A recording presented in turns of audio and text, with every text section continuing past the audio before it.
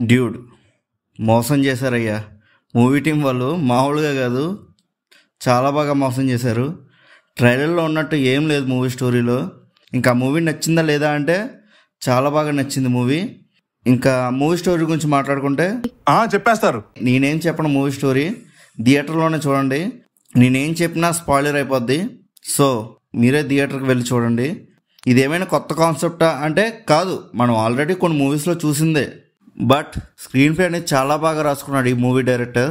So ఈ movie డైరెక్ట్గా థియేటర్లోనే వెళ్ళి చూస్తే బాగుంటుంది. ట్రైలర్ని దృష్టిలో పెట్టుకుని చూడండి. ఇంకా మూవీ గురించి ఇంకా డీటెయిల్గా మాట్లాడుకుంటే, first half full entertaining and ఎమోషనల్గా చాలా బాగుంది మూవీ.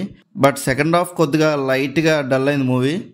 ఫస్ట్ హాఫ్ లాగా ఫుల్ ఎంటర్టైనింగ్గా ఉండదు, ఫుల్ ఎమోషనల్గా వెళ్తూ ఉంటుంది మూవీ. కామెడీ ఏదో అక్కడక్కడ టచ్ చేస్తారంతే, ఫస్ట్ హాఫ్ లాగా ఉండదు.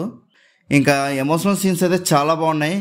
ఎమోషన్ అనేది ఎక్కడ మిస్ అవ్వలేదు, చాలా బాగా రాసుకున్నాడు డైరెక్టర్ స్క్రీన్ ప్లేని. కామెడీ సీన్స్ కూడా చాలా బాగున్నాయి, ఎక్కడ డిసప్పాయింట్ అవ్వలేదు నేనైతే కామెడీ సీన్స్లో. మూవీ స్టార్టింగే ఫుల్ కామెడీ పెట్టేశాడు, నవ్వలేకపోయా అక్కడ. హీరో ఇంట్రడక్షన్ సీన్ అది. ఇంకా మూవీలో నా ఫేవరెట్ సీన్ ఏదైనా ఉందంటే అది ఇంటర్వ్యూలే. ఓ పక్క ఫుల్ కామెడీ చేస్తూ అండ్ ఇంకోవైపు ఫుల్ ఎమోషనల్గా చాలా బాగా రాసుకున్నాడు డైరెక్టర్ ఆ పర్టికులర్ సీన్ని. అంతేకాకుండా అక్కడ హీరోకి ఎలివేషన్ మాత్రం మామూలుగా ఇవ్వలేదు, చాలా బాగా నచ్చింది అది.